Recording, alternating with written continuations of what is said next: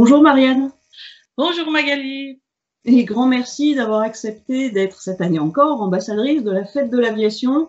Alors, en quelques mots, tu es pilote avion, planeur, également pilote de montagne et glacier, avec plus de 6000 heures de vol, je crois. Oui, en comptant les heures de planeur, ça doit faire 6000 à peu près, ouais. Mais tu es aussi et surtout pilote de voltige de haut niveau, puisque tu as été 7 fois championne de France, et tu as également à ton actif 17 médailles aux championnats d'Europe et du monde. Oui, bah oui. Et tu as été par ailleurs leader de la patrouille Captain, composée de Cap 10, qu'on voit Absolument. au-dessus de ma tête. Et tu voles quasiment au quotidien en tant qu'instructrice voltige sur l'aéroport d'Annecy en Haute-Savoie. Exactement. Enfin, quasiment au quotidien, c'est un petit peu exagéré, mais je vole très régulièrement comme instructeur voltige à Annecy, oui.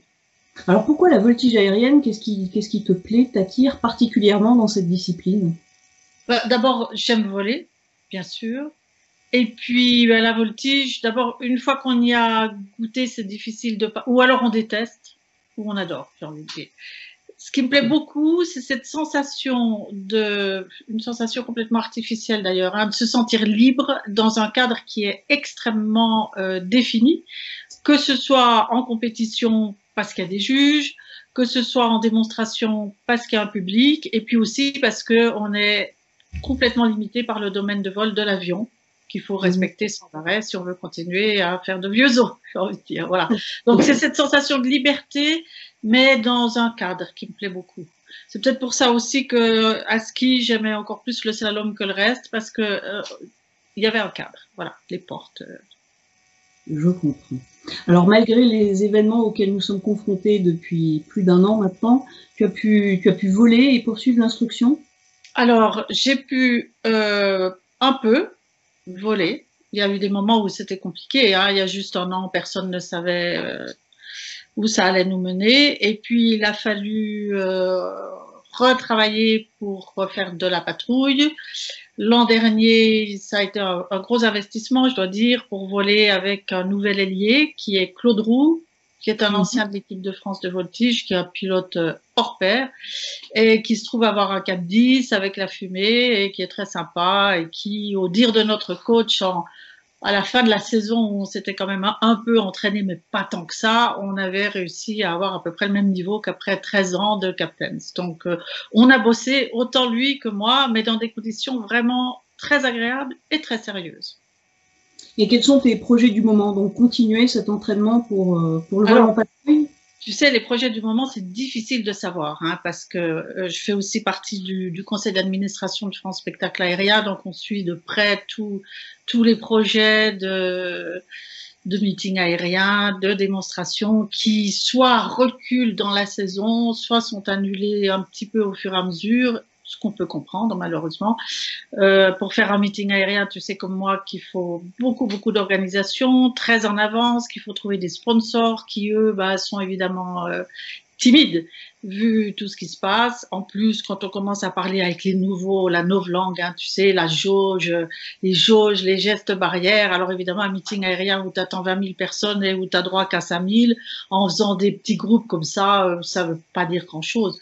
Donc, on a quand même relativement peu de visibilité sur les meetings aériens de cette saison.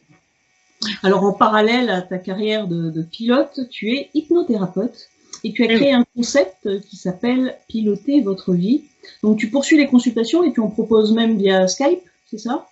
Oui, ben, quand on peut pas faire mieux, l'an dernier, j'ai fait, bon, alors pour faire de l'hypnose, Skype, c'est pas très évident, c'est vraiment très spécial, mais au moins pour faire des premières consultations, c'est toujours possible et je l'ai fait, oui, bien sûr. Oui, oui. Donc tu te sers de ta carrière de pilote professionnel en fait dans ton activité d'hypnothérapie?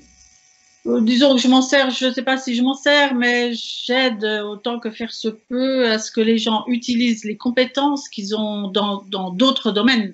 C'est rarement la voltige aérienne, mais ça peut être les tartes aux pommes, ça peut être le pédalo, ça peut être, ouais, je dis ça un peu par dérision, mais tout le monde a un truc dans lequel il sait faire quelque chose.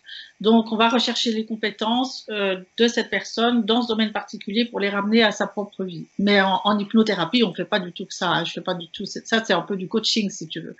Mais en hypnothérapie, on fait plein de choses, y compris de la thérapie pour de bon. C'est Alors, passionnant. j'imagine. Alors venons-en à la fête de l'aviation. Cette année, un challenge est organisé, Aérofan, permettant de remporter un moment d'exception avec l'un des ambassadeurs, en l'occurrence avec toi.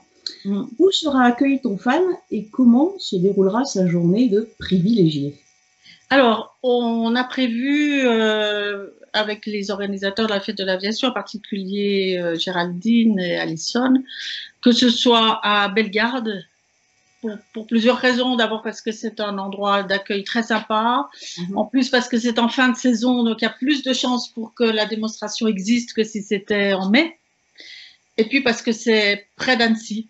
Donc je ne sais pas du tout si, je vais dire le fan, mais bien entendu, le masculin l'emportant sur le féminin, ça peut évidemment être une fille. Hein. Le fan peut être une fan, sauf que en français, une fan, je me demande si ça n'a pas à voir avec la fenaison. Enfin bon, on va dire un fan.